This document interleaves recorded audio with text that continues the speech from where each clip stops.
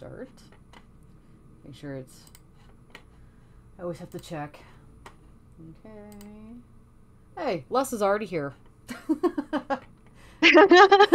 So, I guess we're live. and he's on. Right on cue. So, since I have the official, first chat up, so we're live. So, welcome in. We have a special guest tonight, joining us all the way from Norway, which is like 2 a.m. there. So this is quite special for us. Hendrik, he is an author and photographer and tour leader in Norway, and he became fascinated with the Aurora from a first encounter in the 1990s. So he has a lot of experience over the years of chasing these things around, and he recently just came out with a book called Aurora: How to Prepare, Predict, and Photograph, which covers a wide variety of topics on this, and as well as a really nice, extensive how to use our favorite Glendale app. So yeah, welcome in. Thank you very much. Yes. So we are going to do this quite informally. I think we have a couple of questions. I just lost him. Tanya, do you have them up by chance? Yes, I do. So I just actually I'm usually fascinated by the stories of how people get interested and involved in Aurora. So what is your story? Well, my story was I was on a business trip. I was responsible for Northern Europe at a company in early 90s, and I was up in Oslo, then in Bergen, and in Trondheim, and it was in Tromsø as well. And at one evening, I get out of the hotel, and I was thinking, "Oh wow, what's this?" And then that was, of course, it was the Northern Lights, and that's how it got me. And it basically, when you look at the picture on the back end here, it's light. I love light, and light is my life. So, and that's how it all came around. And once I saw the Northern Lights, I was addicted at day one. And every time when I was on business trips in Northern Europe, or was it in Finland, or in Sweden, or in Norway, I was always on the lookout for the Northern Lights. And I saw them a few times. At a time, we still had, let's say, analog cameras, so it was not, let's say, a good time, let's say, to really start taking photos of this. But this is basically how it started, and then I started reading about it and saw things around it. That's how it all started with my journey on the Northern Lights. Do you still have some of those like film pictures laying around? Yeah, not here, but I still have, let's say, a few, and they were 30 seconds at ISOs. Well, you know what? You had ISOs of 1600 maximum at that Right. time. So you did, let's say, a lot of seconds you need to expose to get a good image. That's pretty But it's crazy. okay. That is okay. It Yeah, I was couldn't nice. imagine because like we're so spoiled now with all these digital cameras. Like if you have like a film one, and then you just kind of like hope that it's gonna be all right, because you only have X amount of tries. I am actually still have a project. I still have a project which I want to do actually. I still have a few analog cameras, and I Mm. still want to go and take some images of the Northern Lights with film. Oh, cool. And yeah, you can still do, let's say, bump up the ISO, basically not in the camera, but when you are developing Hmm. the film, you can say to the laboratory who does the development that they need to expose it a little bit brighter. Okay. But the problem is most of the time is the lenses you have. I have a Right. few lenses which are pretty okay, but let's say the focal length is a little bit too tight. Oh, yeah, I got you. Well, that's pretty So cool. at that age, we didn't have, let's say, 14 millimeters or 16 millimeters to Right. shoot a normal light. No, no, no, no, no. It was more 24 millimeters we had, but only on a fixed aperture of f2.8 at that time as well. Okay. And then 50 millimeters, it goes down at 1.4. Oh, wow. Okay. So it was not so bad. Well, I'm looking forward to it because I think it would be neat to see some film Aurora shots again. I don't know. Yeah, it would be nice. Yeah, it intrigues me. Yeah, but nowadays with the analog or with the digital cameras, yeah, it's much easier. Yeah. But having said that, is you know what? Yeah, you get phones which you can take some northern lights images as well. On the other hand, I do still believe that taking images of the northern lights is not so easy. No, it's It sounds easier than it is. right. It I is not. It I is think we definitely got. not. And Yeah. especially when you are, let's say, more south, let's say, and you look on a certain angle to the northern lights, yeah, it's probably easier. But when you are really under the northern lights, as we are here in Norway, yeah, it is can be challenging. And when it goes fast, it can be even more challenging. Yeah, I can't. You're right. You're right on that. Well, you have to work on compositional work. It's called compositional work where you need to work on actually. Because it's an image, it's an image, Hmm. but you also want to have a great composition. Yep. So you can let your cameras run in a time lapse, which is easy. But if you, let's say, make stills, yeah, it can be challenging. It can be challenging. So you have to an 360-degree view, and that's not always easy. And then, as you're photographing in the dark, it's Right. another topic as well, which is can be extremely challenging. Yeah, and you're right on that because some of the challenges I've had, like being directly under the oval, is like you're saying the composition because a lot of times it's just so high up, and like you lose your landscape that you want, and then like you look for those shapes that are kind of unique, and it can be it can be hard because it's like it moving so fast and it changes so, Hmm. from like second to second sometimes. So yeah, like to your point, it is actually a lot harder than it seems when you And start when thinking you of it that way. True, and you need to move around, and when you need to move around as well, it is can be challenging, but also can be dangerous. It Uh huh. can be dangerous. Hmm. Yeah. Oh, we already have a question. So what camera brand do you use um right now for what you shoot? Well, people say I use an inferior brand, as we Uh say, oh. right? As I am not, let's say, a classical um, full frame user, but I have full frame camera, so it's not that I am not using it. I have a Nikon Z6, Okay. which I use to shoot the northern lights, but my main camera I use, and people start laughing about it, but it's my Olympus camera. Aw. And if people had to say, if you have to have one camera, which camera do you take? I will go with this one.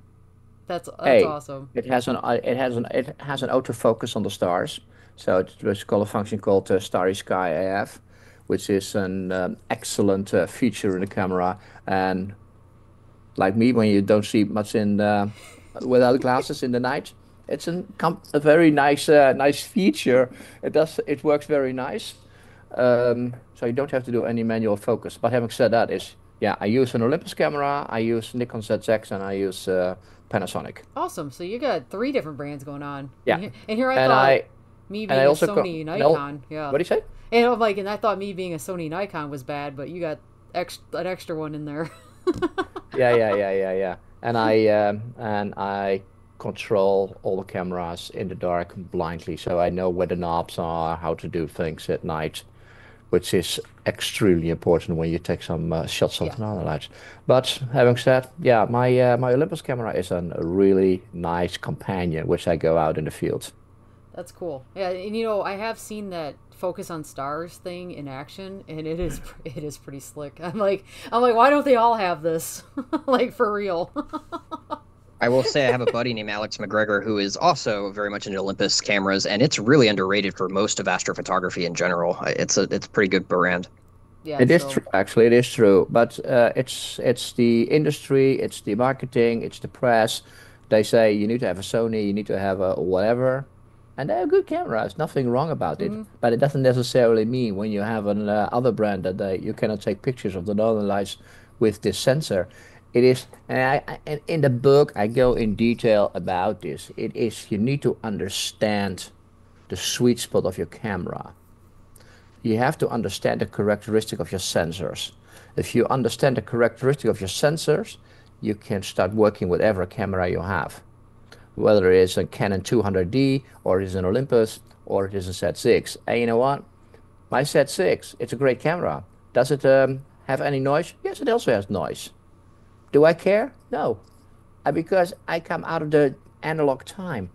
And Yeah, in the analog time, we had noise in our images. So I'm not too make too much about it, you know. For me, it's okay. that's But awesome. with the tools nowadays we have to develop images, you know what, it is pretty cool. So you can make some good stuff out of Yeah. this. But it is all about knowing your stuff, know what you are doing. That's That's key. Yep, that's you said it best. So I can't argue that. I guess we can move on. Let's see. Oh, yeah. So how do your tours work? And do the guests stay nearby in one place or do you take them around? I'm a little bit older, so I am going to stay close by. I have my tours, which I do very tiny groups. I Okay. only have three participants in my tours because I want to spend dedication and time with my participants when they want to shoot the northern lights. And I cannot control more than three people if they all need attention. So it's very tiny. Preferably, I do one-on-ones Hmm. because it makes the most fun. Because then you can really spend a good time with the participant on the tours. And do I travel around? Yeah, not too much. You know what? It is about the driving. If you need to drive 2 hours during the evening, it's 2 hours. Then you shoot 3, 4, 5 hours, and then you need to drive 2 hours back. Yeah. It's not a good idea. Yeah, good point. So safety first. What I do is really maximum 45 minutes to an hour drive, and then take it from there. That's cool. But as I live on a location where I can see the northern lights from the terrace, which is nice, so Yeah, so you it's don't have okay. to go very So, far. and you know what, I have enough locations where I can go within a range of 15 minutes, which are excellent to shoot the northern lights. So it's all good. So, but I prefer tiny groups, no mass groups because it doesn't work. For me, it's key. I can appreciate that because, like, as Yeah. somebody that's been around some of the tour stuff, it does seem like the ones that do the smaller groups, people generally have a better experience at the end of it, just because of that. You can spend more one-on-one time with them, so that's pretty. I like that. I like that you're doing that. For me, it's important. For me, it's Hmm. really important. And you know what? When you travel from far away, Hmm. you also want to get something out of it. Right. And when you are doing what I'm doing, you also want to relay the information about how you can observe the aurora. Visual observation of the aurora. It is so important. Of course, we have gadgets, we have the apps, we can do everything, but physically being able to see when things happen and how they happen, and you can start teaching people on this. This is very rewarding because if your phone is out of battery or whatever, and you think, oh, there's nothing in the sky, and you have not, let's say, watched the characteristics of the aurora, most people pack up and go home. Right. And I have seen, I was in nights out there, and I've said people packing up. Like, why are you packing up? There's nothing. Okay, whatever. And whatever. And there was one example. I was, it was in November, a few years back, and I was, I slipped out on during the day, so it was a little bit of a problem with the chest, and then I went out to a very small location, and there were some people on there, and we had some good northern lights in the beginning of the evening, and later on it didn't, let's say, was much going on. So I was talking to the people, and it was their first time. They wanted to see the northern lights, and it we talked and talked and talked, and the guy said, "Oh, I'm getting cold and going inside." I said, "I don't think so. I think when I look to the sky, we have at 10:30 we have the aurora." No, no, no, go inside. I said, "Whatever." The other guy said, 15 minutes later also get out. They close the lights of the cabin at 10:30, and at 10:31 it will bang. Go figure. It happens. Yeah, It happens. it Because I happens. told them it is the characteristic you can read in the aurora, and it is something I am is what I'm doing often. I like to look and observe the aurora, and I have tons of pictures. So if I miss a picture, that's okay. But I like to see the characteristics, see what it does, and how can I anticipate on what's coming. Really important for me. Yeah, I agree. And then it just and like it helps you actually like when you're chasing too, because then you can kind of anticipate what's coming to a degree too, which is cool. And then seeing Yeah. different things. So that's it's neat. Well, I guess this one's kind of along the same sort of the same line. So if something good happens, like a shock, how do you get everybody woken up and out in the field, or do you just not do that, or When I do my tours, I use most of the time I use WhatsApp, and when people don't want to use WhatsApp, I say, well, it's the way to communicate in the middle right? of the night. But you know what? It hardly happens that people go to bed. Okay. Let me put it this way: is when I am preparing my stuff and I'm going out, there is enough data in front of what's going on, and also important. You know what? Aurora is about patience. You learn something which is called patience. Yes. And when you are able to adhere to patience, you will be rewarded.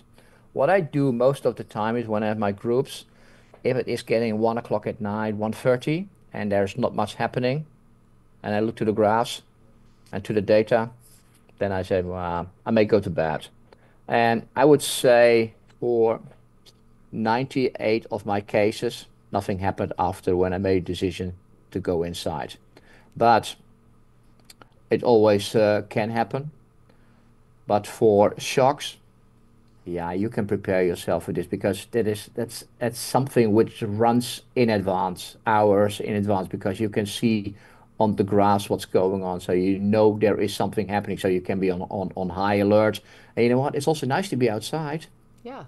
and wait and do something and Well, anticipate on the night and anticipate on the aurora, which is really cool. well, sometimes it's nice to be outside, but we're in middle of the country, and we had temperatures really like pretty significant sub-zeros. We're talking about what, minus 30 degrees Celsius? Yeah, and How do you stay?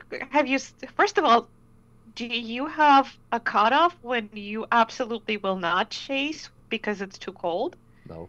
And if that's No. No, no, no, I always go out. I always go out. I always go out. It's so all a matter. how do you stay warm and how do you keep equipment running when it's so cold? Equipment is equipment. I don't use, let's say, heating bands, etc., for my equipment, for my lenses. So I work with what I'm doing. So I have a cloth and I wipe my lens when it is being frozen. Minus 25 degrees between Celsius. It can be cold, but minus 2 degrees with high humidity, it also can be very cold. That's true. Hmm. So it is a trade-off. And I always say when you have dry cold with minus 25, yeah, it's cold, but it's not so cold as minus 2 and high, um, and when it is humid, right? How do I stay warm? Yeah, I don't know. Do you know? I don't know whether or not. I think you all have heard about Michelin tires, and you have seen that nice little uppet on there. This is how Yes. most of the time I dress up as well. So I always dress up in layers, in layers, in layers, in layers, in layers, and to stay warm. And I also think the basic layer you have on the foot, which is called a sock. Yeah, I only wear one pair of socks. Two pair of socks is not good. So I use a brand. I don't know whether we cannot make marketing here, but it's a Swedish brand. It is it's merino wool socks, Ah, and yep. they are 800 gram socks, and they are extremely warm. And also important is on the shoes. It's how you are tightening up your shoes. Most people tie their shoes way, way, way too strong, and so their blood circulation is going down the tube. But I can tell you, when you at some point you are cold and you have cold feet, and the Aurora comes out, I can tell you in 10 minutes you have no cold feet anymore because you have to work on the Aurora. I mean, It is true. It is true. I can attest to that. I can. I can. Because all of a But clo sudden you're distracted and you're like, okay, we're good. We're moving around. but clothing is extremely important. I've seen people coming to my workshops in flip-flops in the winter. That's that. I should be surprised, but I guess I'm not. I'm But thinking, I said, why are you coming in flip-flops? Yeah, it was hot when we left. Yeah, I said, yeah, okay, it might be hot, but it's not hot here. like You must have you must have prepared yourself that you at least have a pair of shoes. that's I think hilarious. that's going to be a next section in the next book edition, how to prepare and how to dress yourself for Yeah. Aurora. How to be safe in the field. Step It is one. actually it is Yeah. actually part of the book. It is Oh, actually good. part of the book. I am dedicating a section on clothing as well, on what you need to have. And when I have participants on the workshops, they need to have spikes under the shoes. It's for me, it is mandatory. And if I don't have spikes, I send them to the next store and they go to buy some spikes because it can be so, so, so dangerous. I have seen so much stuff. People slippery, falling off with a camera in the hand with a tripod, and they do like this, and then your camera is like, boom, over, exit. Mm-hmm. Yep. I've been there. I damaged a nerve in my face tripping in night in the cold, not wearing Yeah. spikes. So yeah, I've been there. Spikes, yeah, it's a mandatory thing which you need to have.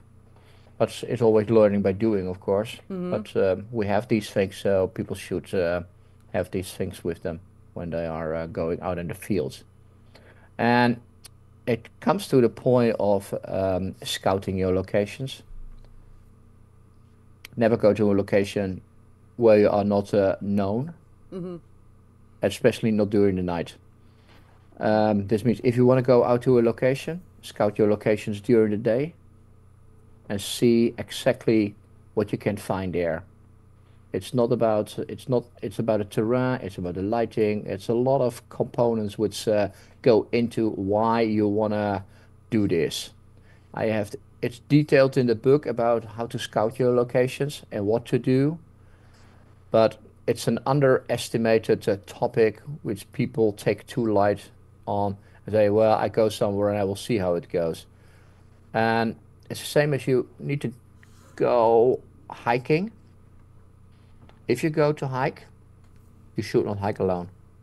When you want to hike alone, you need to inform people that you where exactly you are going, because during the night everything looks different. Hmm. Because you can see it in the car. You can see it in the car when you scout your location and you have fixed a point A, and let's say you've not marked it on your navigation system, and then in the night you go and say, where was it? Was it here? Was it there? Or was it here? It looks totally different. Yeah. So it is very, very important that people get prepared on this as well. Scout your locations, and when you have rocky terrain, it is important to do that as well. But also when you are walking in normal soft terrains in Norway, we have, let's say, the underground is very soft, but you also have, let's say, little pools in there. So during the day you can see these little pools, but during the night everything is black. It's pitch black. So you walk over this soft grass, and in the sun you slip in there. Yeah, but you need to be important because when your foot is going between a rock and you go move forward, it's very easy to bend over and break your leg. Right. And then you are standing there in the middle of the night, in the middle of nowhere, although you may have cell connections, but yeah, you still need to call somebody. And then the rescue people need to get out and get you out in the field, out of there. Yeah, that's So extremely good advice. So, safety, safety, safety first. And I always, and I think it's also, I think it's right in the book as well. Better to be safe and miss a shot and then enjoy the aurora than when things go totally wrong. good point. Because then you won't be enjoying any of it. No. So, And as I, a medical professional, I would have to add that every location may have its own unique dangers. hmm And it's not just the terrain. Sometimes we're talking about critters out there and wildlife. Mhm. So just heading out in a field and not knowing what you're going to face, be it ticks and mosquitoes or actually polar bears, that can create some interesting situations. So on that note, what is your most interesting situation when you went out aurora chasing?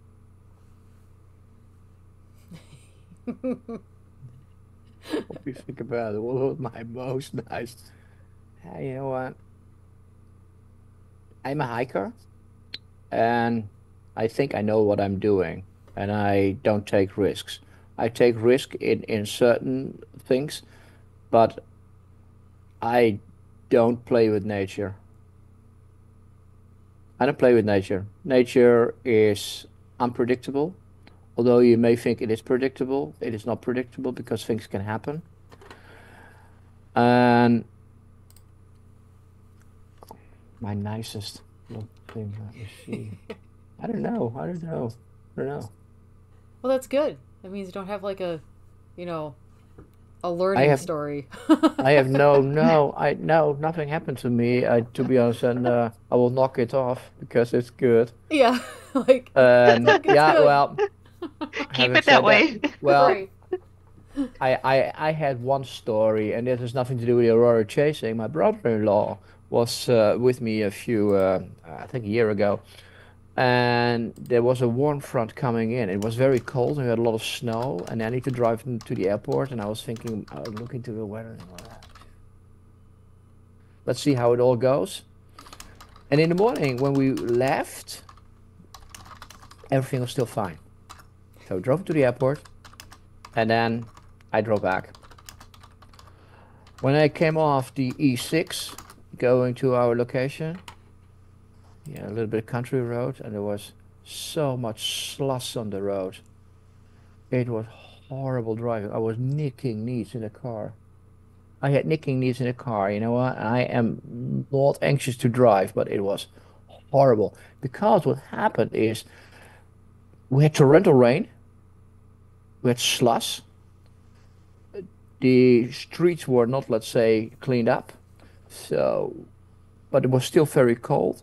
So what we happened is they built an ice ring around the tires. Oh, So there was Oh, no grip anymore. So the only thing you would do is let a car like this. And when you go uphill, it was, and when I was home, I was trying to drive up the mountain because I have to drive up the mountain to get to the house. And I was uh, 50 meters up the hill, no, up the slope. oh So gosh. I was going backwards. And then I thought, you know what? Let's park the car, go inside and drink a coffee because I need to have a coffee now. Yeah, I It don't like was those it types of was drives. horrible. It was dangerous, dangerous, dangerous. And 2 days later, I spoke with some people who are cleaning the road, and they said they've never seen this. oh. There were people, there were people in that day coming from Tromsø to our location. In the front of our location, we have a little tiny resort, and normally you take around 2.5 hours. It took them 20 hours to get there. Oh my gosh. Oh my That's God. that's a 20 nightmare. hours. So, having said that, is when you are not used in driving in snowy conditions, be prepared. Be prepared. And also important, I see this all the time. In when there is snow, you cannot park your car everywhere because you cannot judge it. And what I see is people say, "Oh, I can stop here," and they stop at the side of the road, and the car is tipping over because Uh, I think you can park here. But yeah, there's snow. I know my location, so I know where I can still put the car. On the other hand, you have these tiny little hills of snow when they clean the roads. So most of the time you cannot park anywhere right. because you have 50 centimeters to a meter to 1.5 meters of snow, which is shoveled up by the road cleaners. So it is an important topic as well. There's also safety, safety, safety first. And that's also something to, if there is a problem with the weather, I don't go out. Safety first. I have friends who do, between quotes unquote, touring for auroras. Mm-hmm. Those guys are absolutely stunning work they do, and they drive in all weather conditions. I always take my hat off for Marcus. Hey, Marcus, what are you doing? Fantastic. For the people who book the tour and they see the northern lights and they go back, it's great, but it also can be dangerous. Yep. Well, that answered our one question we were going to ask about Mhm. for the weather conditions. So you answered that one. But there's one in the chat. So Les is asking, what do you consider the best time of year for people to visit your location? I have a favorite time, which is the mid of September to the end of October. Okay. That's absolute my favorite time of the year. It is weather conditions are pretty okay still. Mm-hmm. Temperatures are moderate, and the auroras around the equinoxes are absolutely cracking, Well, there we which is go. always nice. So 21st of September, there's always something. Either it's the 14th or the 15th or the 18th or the 20th. You know what? It's always a little bit this span around the equinox. Is really cool. Um, it's a very good time of the year. Having said that, um, I've observed over the last couple of years the change in weather, Mm-hmm. climate change, as we say. I see a lot of clouds pulling in over the Mm-hmm. last few years. I have less opportunities to see the northern lights during a specific time frame than I had in previous years. Hmm. Okay. And that's an observation I have been going through. This year in September, October, I would say we had most of October was cloudy, Okay. which is not normal, which is definitely not normal. And I also can see it based on the reporting I do with the Glendale app, is you can see how many northern lights you see. And I was way below a few years back. That's interesting. Yeah. So it's also a very Mm-hmm. interesting statistic to follow this as well. But yeah, September is really nice because the days are still longer. Mm-hmm. October is always very nice as well. Good days, you have good auroras. And then, so after half of November, we get most of the time a big change in weather because we're going from a warmerish type of temperatures to colder temperatures. So we get, let's say, based on nature, we get more clouds during these times of the Mhm. year. Also around the solstice, we have, let's say, less good northern lights, which is another point. But you see that December and January are not so good months for a tour for the Northern Lights. Having said that, exceptions are there, of course. We saw them Right. this year as well, but it's always. But in general, I would say mid of September to the end of October, February, March. Okay. Yeah, that was going to be my next caveat to that because I've seen just from my photographer friends, like I swear they were all in Norway last February, like like everybody I knew. So I was like, so I'm guessing so you like the September October, but then like you said February March is like the other on the other end. Yeah, on So the other hand, I do believe that March is probably even better than okay. February. I've seen weather problems in February because normally when you are going to shift from November, December into January, you get into cold weather, Mm-hmm. stable cold weather normally in February and March. It's not the case. Every February we have torrential rain in the meantime. Huh. Well, And we are not far away from the North Pole, to be honest. yeah. And it's not good. And you see it all over. You also see it in Finland. Huh. Torrential rain during February. Wow. Yeah, that's definitely. And we have some changes. We have some changes. Mhm. But for people who wanna book something, my better guess is September or October. Okay. Well, that's really good advice. So, I mean, I've been trying to get over to Norway for a while now, so I'm going to keep that in mind now. It's a nice time of the year. It's Yeah. really nice time of the year. So I appreciate And that. it's good to know for every country where Mhm. auroral tourism is sort of one of the auroral destinations, because I went to Iceland in September, and I have to admit I have not seen horizontal rain before. We got to see Aurora for 2 nights when it was nice and clear, but we experienced most impressive rain that I've seen in my life, and that was in Iceland. Yeah. Like the most impressive rain. Yeah, and I've seen pretty impressive rains in Yeah. Minnesota. Nothing compares to Iceland with intense winds, and it rains everywhere from every Mm. point. Wild. All right. Yeah. We got another one from the chat. Um, when you go out to photograph the auroras, are you always looking for compositions that include the landscape as a priority, or do you kind of do both? Like, I do both. okay. I do both. If I have an overhead corona, I of course want to have the overhead corona, so there is definitely no landscape involved in a corona. Having said that, is um, pure northern lights without any foreground, it can become very boring. Mm-hmm. So, um, I like to do compositional work. I worked on some new stuff this year as well for compositional work, but yeah, I think it depends a little bit, of course. It depends. It depends where the aurora is, where it stands. Is it in overhead? I make a few images of a corona, but I'm not, let's say, doing this permanently. What I do is when I am out and I'm alone, I have 3 cameras running, one in one direction, one in the other direction, and one is a stationary, let's say, not regular stills. Mm-hmm. And when I see a corona coming up, I will put one of the time-lapse cameras up to the sky and I will focus on those things. So I always have some images which are nice when it comes down to sky-related auroras.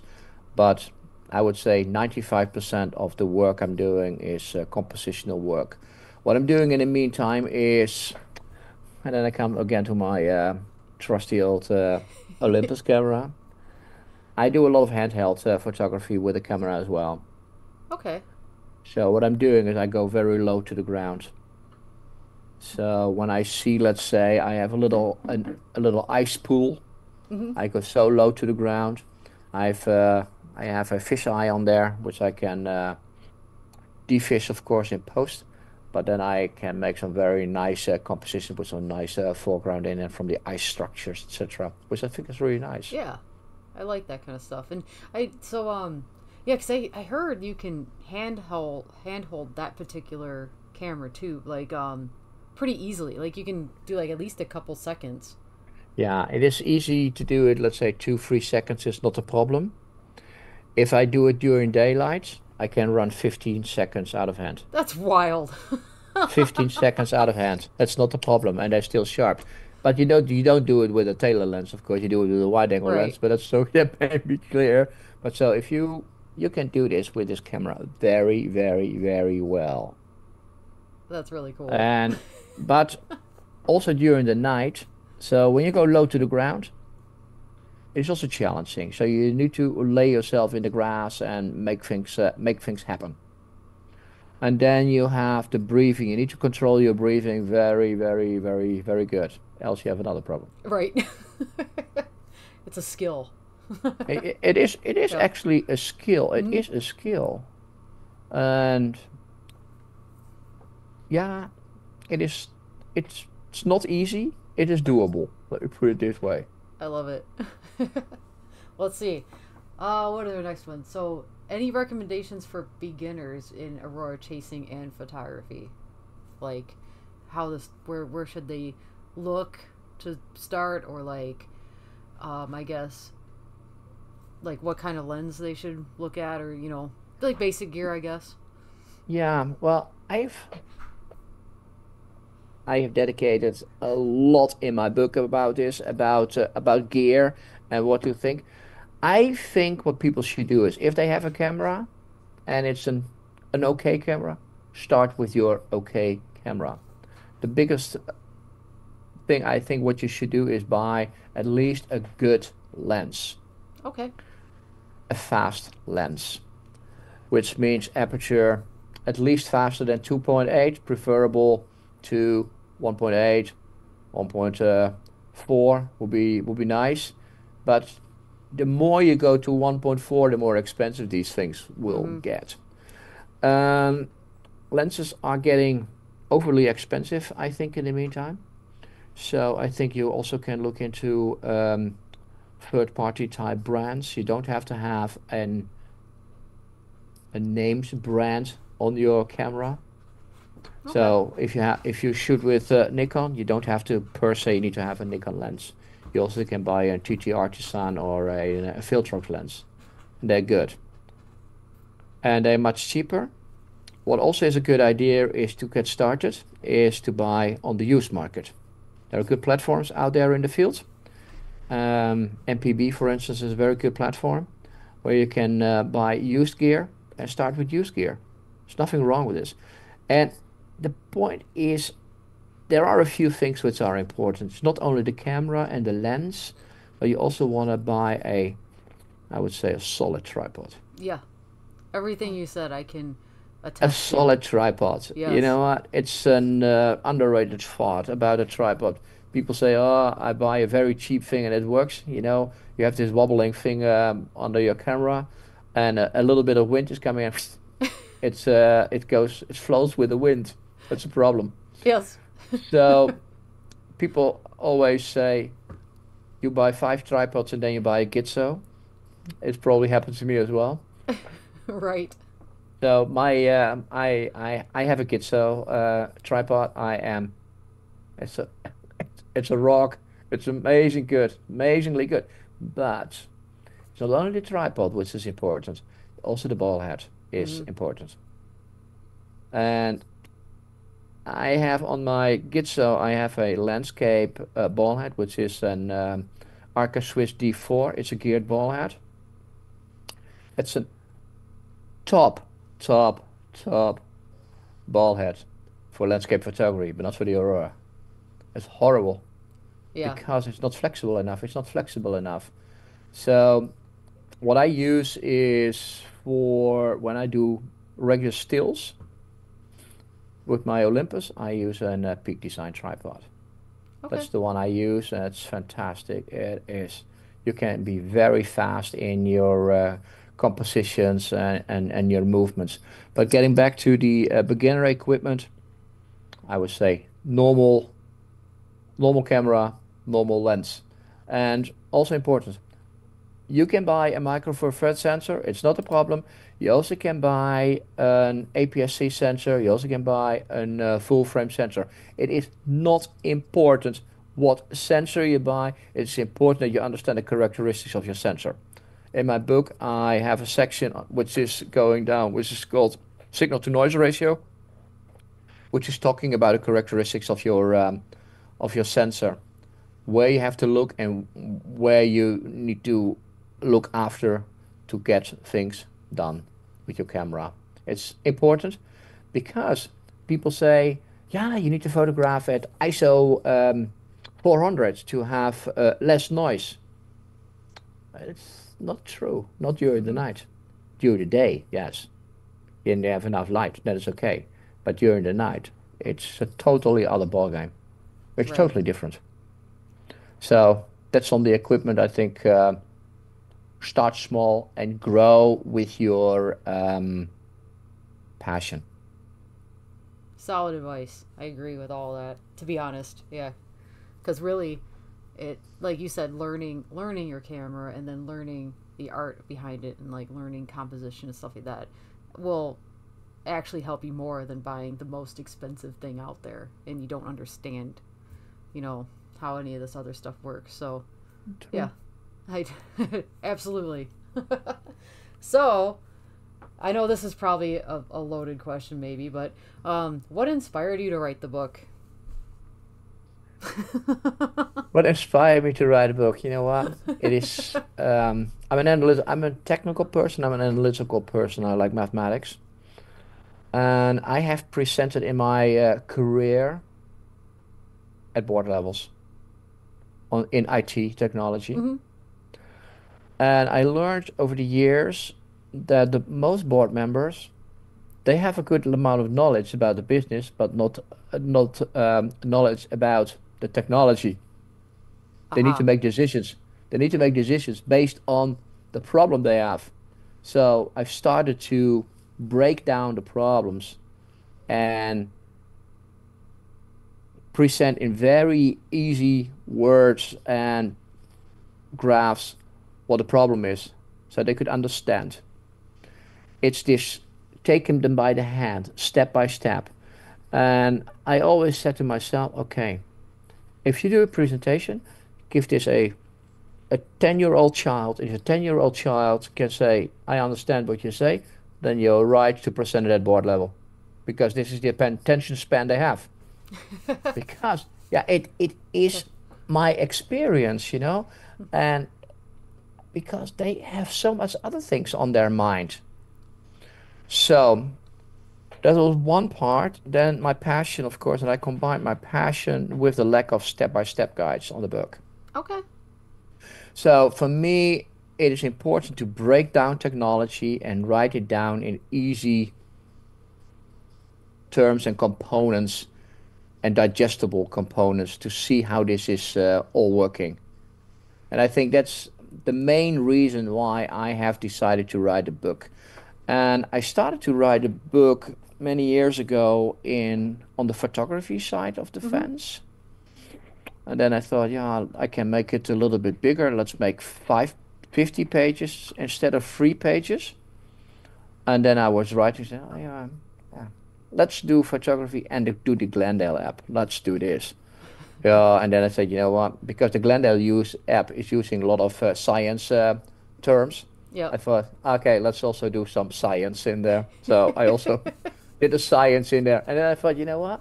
What's also nice is to write some history and myths and legends around the Aurora, about the different countries you have where they can see the Aurora. So my inspiration is to make a book for everyone. Everyone can take something out of it. If you're a beginner or you're an enthusiast or you are an advanced Aurora chaser, you can still learn something out of the book. And I do believe it is written, I would say, in simple terms, Mm-hmm. to make it easy, to understand what technology is all about. And this was my main driver to write the book. Awesome. I like it. And it is cool how it all evolved too. It's like, oh, I'm gonna start here, but we can add this and then add this and like, and then before it's like a comprehensive guide. I like it. And then basically I ended, and then basically I was, and then I was having 550 pages, and then I said to myself, you need to cut a few because it's too thick. Right. Yeah, it's like, So I cut it okay. a few. I cut it a few, and well, for those who have not, let's say, seen the book, it's basically it's all being structured like this. Mm-hmm. Left side is always text. Right side is most of the time is an explanatory graph or an image. This is how it is being set up. As you probably can see from the cover, let me see, it's all being Yep. color coded as well, so people can find their way very quickly through the book. I love it. And then we got another Well, question. that's kind of my question because Yeah. our group have looked at so many different apps and we have arrived to to conclusion that Glendale is really unique, and that's our top recommendation at this point. But you've been chasing Aurora for quite some time, and you probably have seen plenty of apps out there. How did you land on the Glendale app? It's research. I think it's research. I use, let's say, all the apps we know, and you always miss, let's say, the Aurora because they are behind the curve, because we chase on a KP value. The KP value is not, let's say, a measure to chase the Aurora. It's a pre-warning system for the industry, because the KP stands for Kennzeichen Potsdam. It was being developed by the institute in Potsdam in Germany as a pre-warning system. And then some smart guy said, "Oh, well, if we have a warning, there's also Aurora. Nice, let's work with the KP value." But the nice thing, the downside of the KP value, it is lagging at least 3 hours behind the event, so you always miss it. I was a little bit fed up with that. Then I was doing researches, and then I found on the internet, I found the Glendale app, and I started using it, and then I said, okay, let's see if I can work with the app. I never missed an Aurora since using the Glendale app, actually. And then I totally broke down the complete app. When I get something in my fingers, I go to the nitty-gritty. I do the same for my astrophotography I'm doing.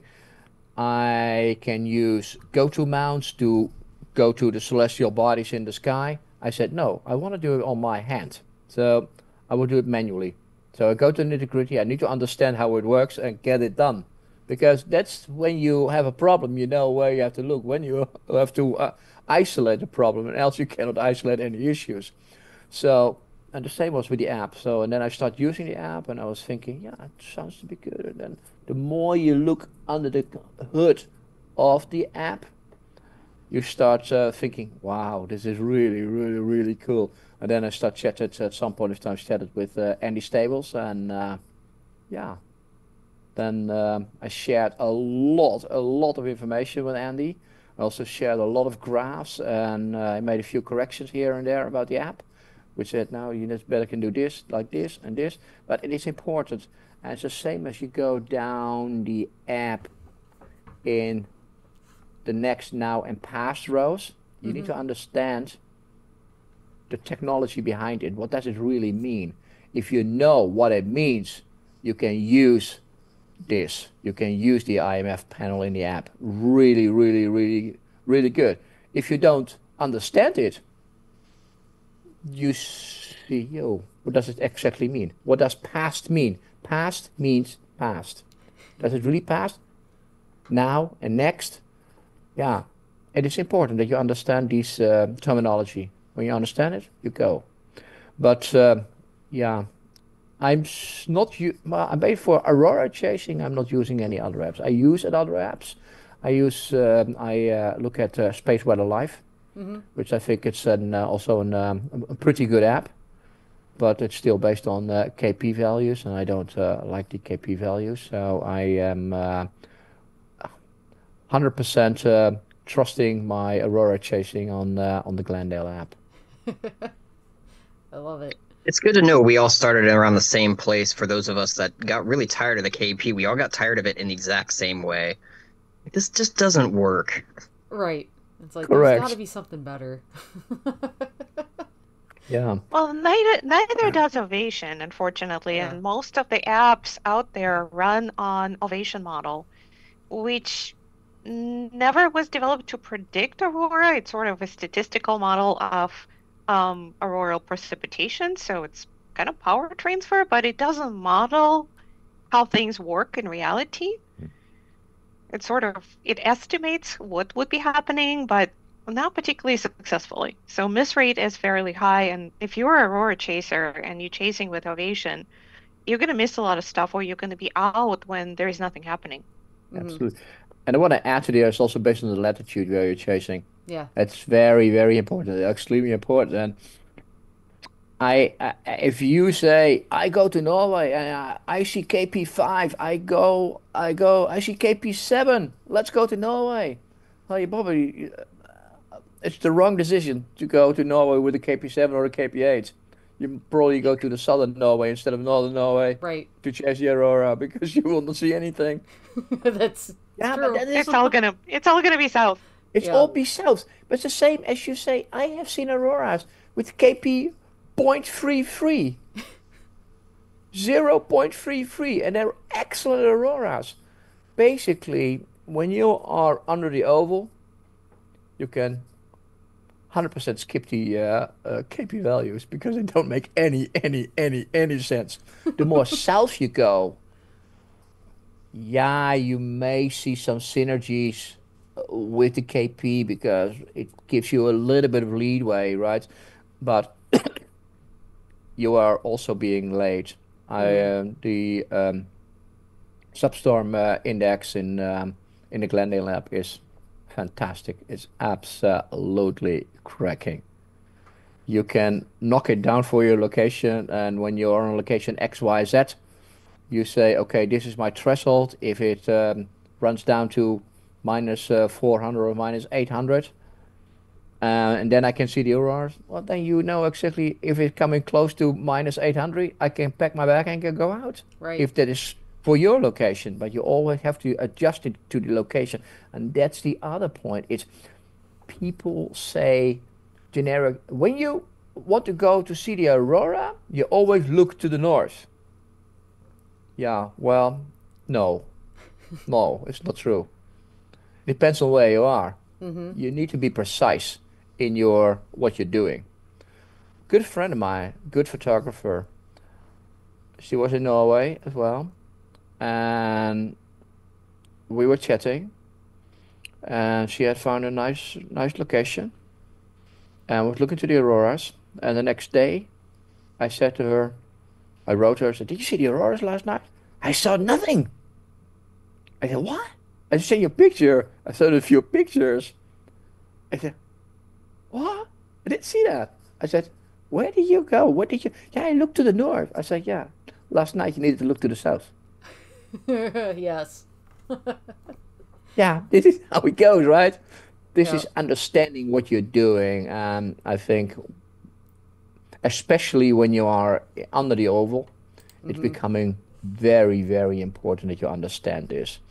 And it's also in the beginning of the evening, I also write it in my book about, is in the beginning of the evening, you want to have a north-northeast view. After midnight, you want to have a north-northwest view. If you have, let's say, strong substorms, you want to see locations where you have a good south view as well.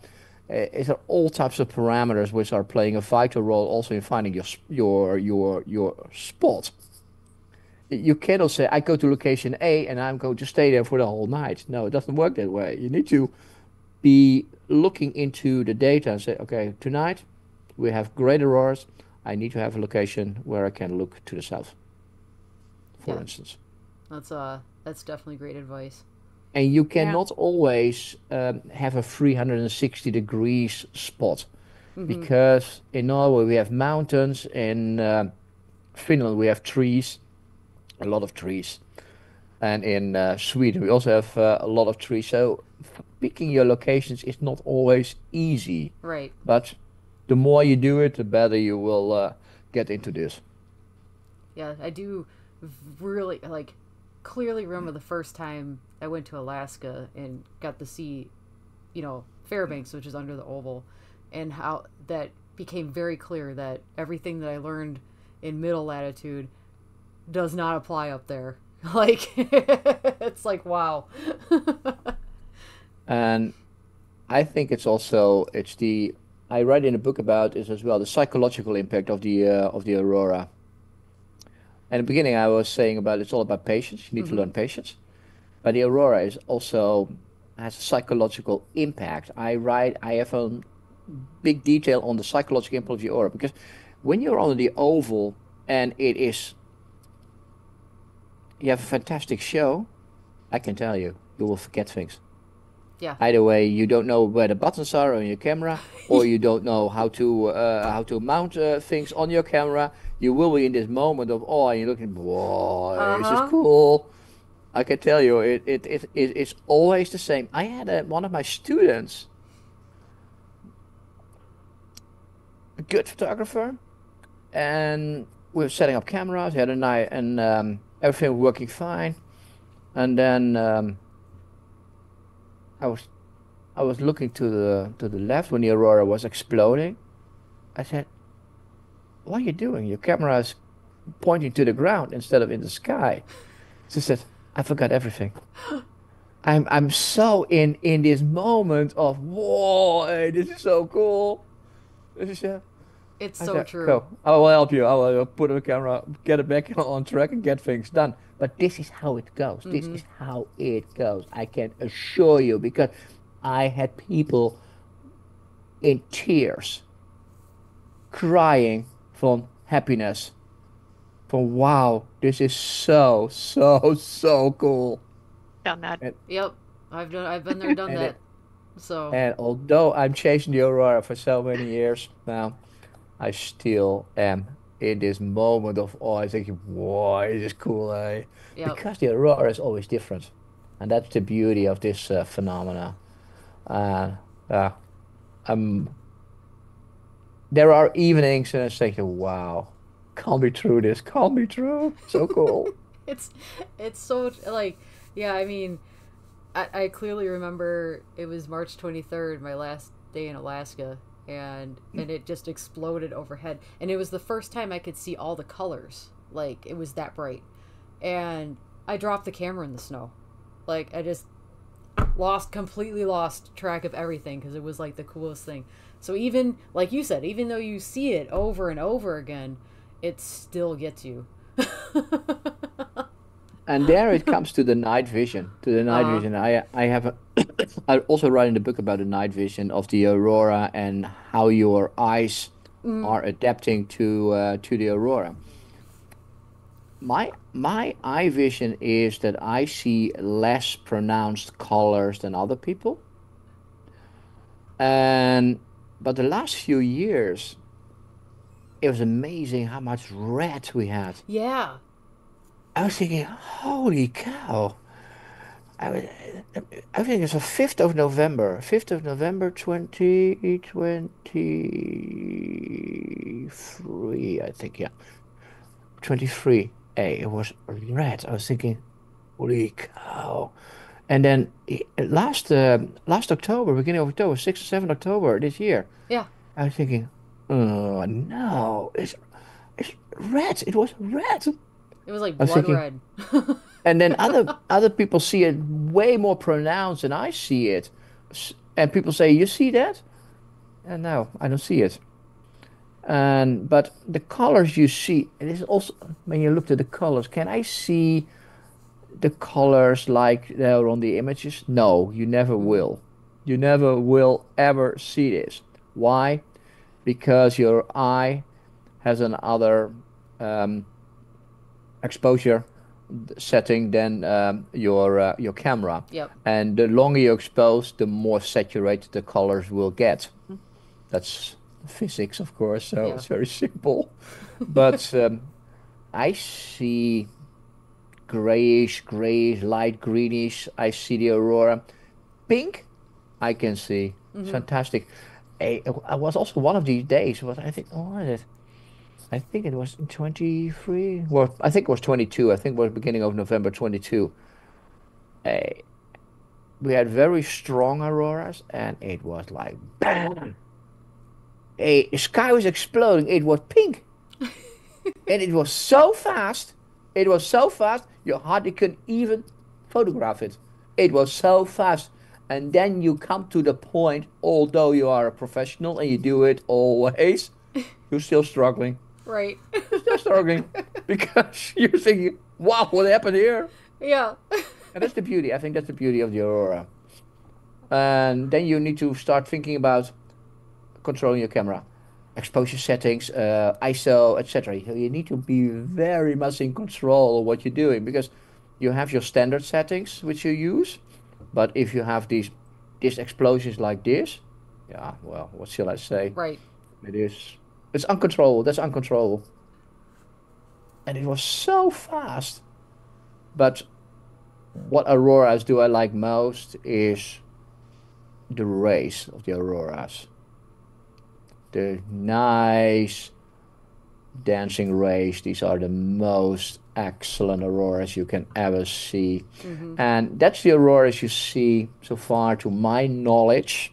And what I see is you see the most in the September, October richest time frames, and the for my latitudes in Norway, and February, March. In January, December, you see more greenish. Okay. You see more greenish and more pulsating auroras. Makes From sense. my point of view and my experience. Exceptions to the rule, of course. Yeah. There's always exceptions. Let's see. I had a couple of questions. Well, I have more of a comment about the book. One thing I found really helpful, first of all, the section on the Glendale app, even though I've been using it for quite some time, I've learned a lot from it. I really enjoyed, first of all, having a substorm predictor built into the app that tells when to expect the next burst of activity is really handy. I haven't seen quite anything like that in any other app, and that the work Andy has done on it is nothing short of amazing. But it's really helpful feature for somebody who's a photographer, because you have a chance of actually catching the substorm in that early expansion when the colors are brightest and most vivid. And for us in mid-latitudes, that's a must. If you're under Auroral Oval, you kind of get to see it and you can wait for it and you can look at the data. But for mid-latitudes, that's when we want to catch it, because we're looking at it more from the side. But in the book, you go into a workflow, essentially, for Aurora. When to wait, when to go out, and when to pack and go home. So, and that's all based on what the app is showing. So I found that very helpful. So thank you for putting that. I just a quick comment from it, because that was kind of the almost the flow I was looking for. Yeah, these chasing scenarios are very important, and what you just said is, when you get the hit on the threshold, let's say minor substorm, minus 200 nanotesla. For me in Norway, the alert is a little bit too late. But I can anticipate. What's going on. So by using the app, you will learn exactly when to go out, and you have, most of the time, you have at least an hour time before this expansion comes. When you are, let's say, monitoring the app, of course. If you wait for the alert, yeah, you are late, right? It's always the point. But for me, it's a little bit too late. But I work with Andy on this, and he's I think he's looking into this as well to see if it can be a little bit earlier. But yeah, it's I think that's... it is.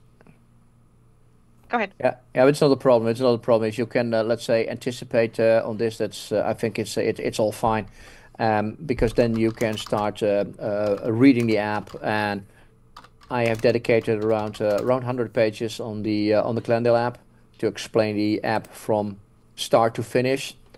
As we progress over the years, I will add new things to the Glendale app, because it's an evolving product.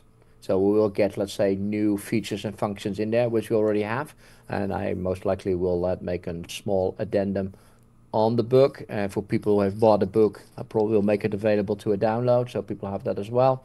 And people who are buying a new book, I will probably make a new version then at some point of time of the book, and put it in there as well. But for the time, it's... I agree with you completely. The app itself, I think your book is a great introduction. It's very detailed, but then ultimately it all becomes about working with the app and learning to anticipate to some degree what the response will be in terms of substorms. But there is nothing like the Glendale app that helps you learn that.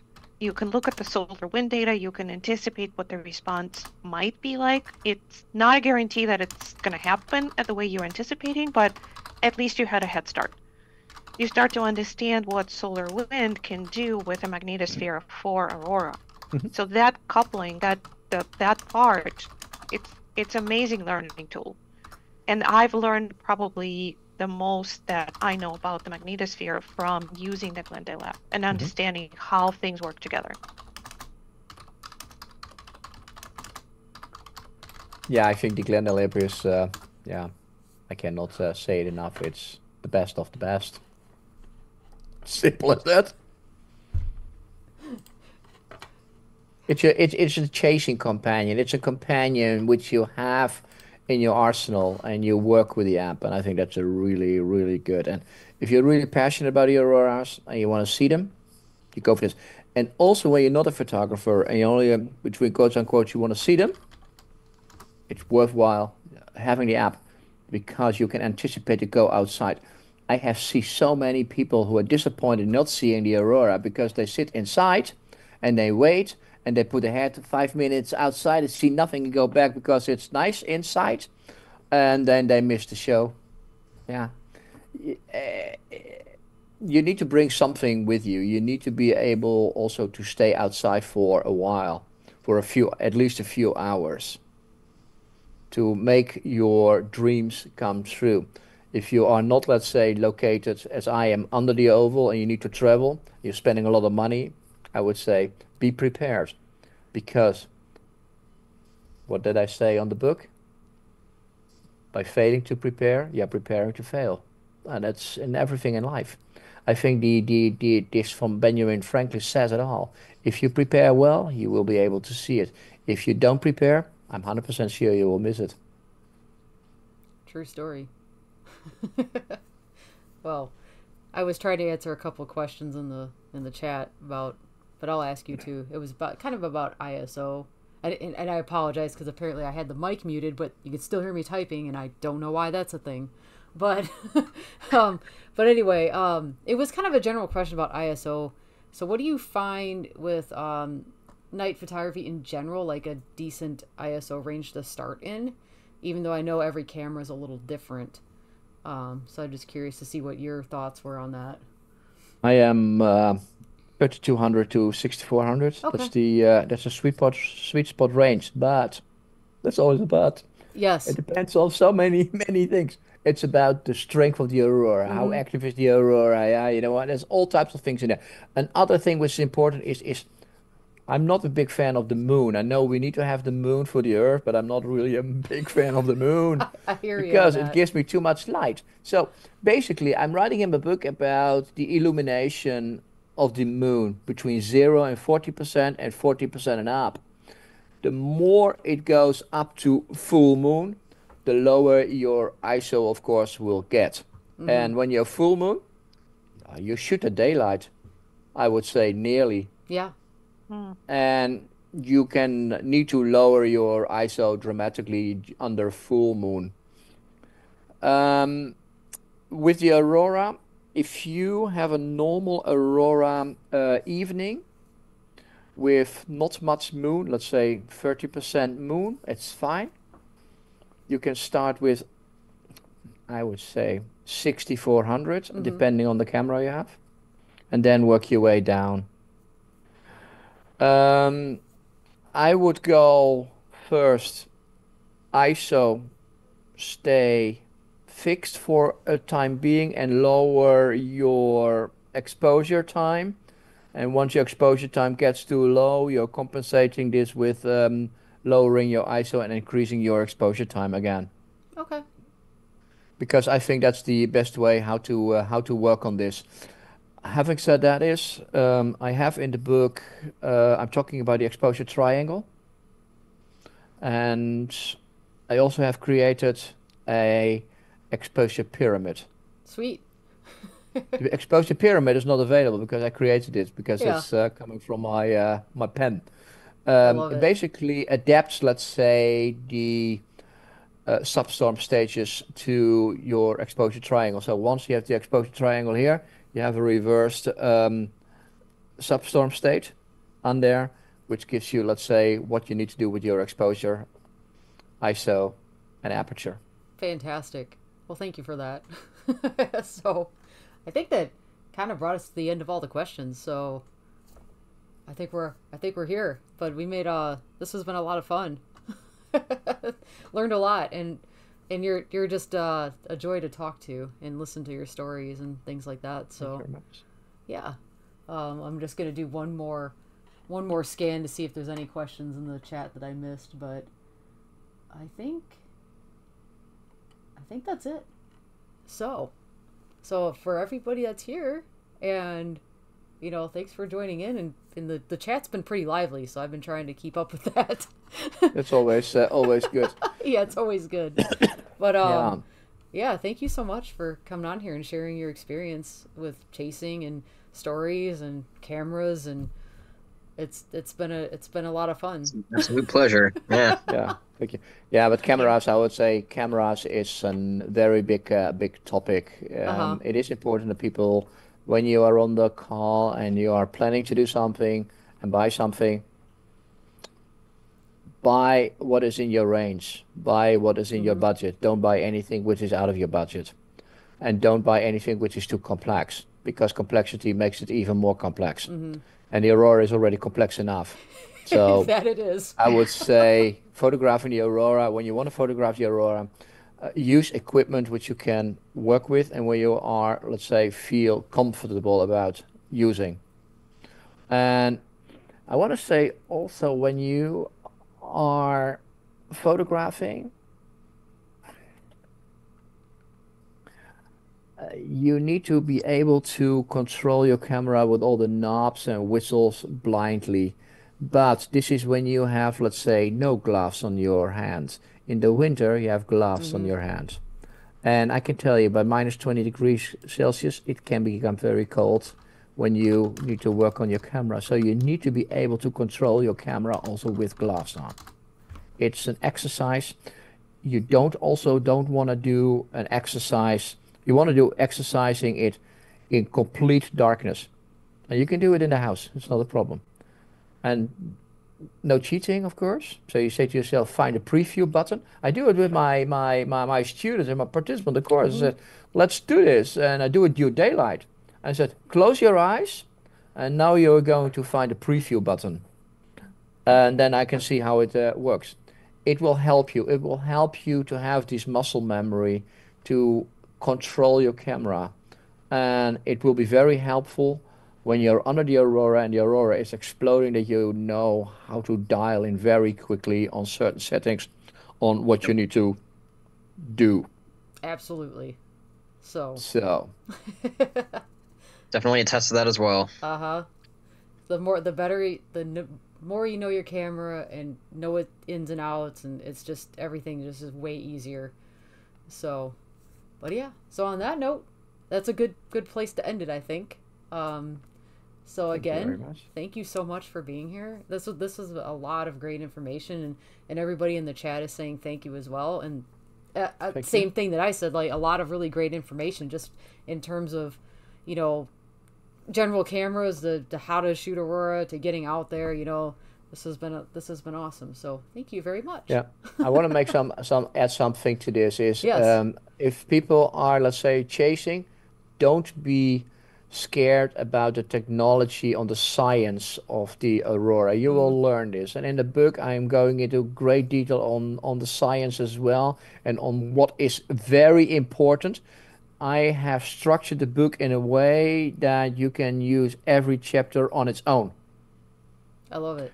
That means basically when you are reading the Glendale app, you will see BT, BZ, etc. You will see all these things.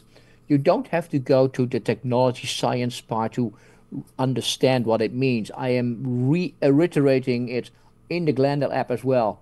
Only small, so you have a basic understanding of what it means. And if you are more interested in what it is, you can go back to the science part of the book, in which I have described it in a little bit more detail, but still simple to understand. Yay! So I think that is also very important to understand for the book. Agreed. So thank you. For me, it was a pleasure to write the book, to be honest. It was not always easy. But I bet. but I can tell you, it is so cool. Once you're finished and you have it, then finally in the hand. It's like, It is. Ah, Just thinking, wow, it is so Passion cool. manifested. Yeah, Absolutely. It is cool. And for all people on the call, Yeah. I am not sitting still. I am working on a series of explanation videos right now Oh, cool. So awesome. for space weather. I am working on the sun right now. So I'm going to make an explanation video about the sun, what the sun is, etc. So they will be online at some point. I am also making all the graphics myself, so I have a lot of work to do. But Yeah, it's a little bit of work. that's all. It's coming. It's coming. It's in the pen. And at some point of time in the very, I think it's a little bit longer project. I also want to make an app around the book. Fantastic. Well, keep us in the loop on it too, because I'd love to, link it back. So. So, but it's interesting to see when you are in one project, and I was writing tutorials on before I started the book, and then you get the book, and now you have the book, you're thinking about what can I do more? Right. You get even more projects. I need Next something step. else to do. Yeah, but that's the beauty. I think that's the beauty. I think that's the beauty of having this asset and make it work. Right. And I really hope that people who will buy the book will find it useful in reading the book and working with the book, because I do believe it is a workbook as well. And the feedback I am getting from the field is, to be honest, overwhelming. Well, that's good. That's a good thing, right? It's overwhelming. It's really overwhelming. So, thank you very much all on Yes. the call. Thank you. thank you. Yep. Thank It's you, been a Mom. pleasure. Yeah. Thank you for having me. Awesome. And we stay in contact. I will stop the streaming here. I will say good night to everybody, and thanks for joining.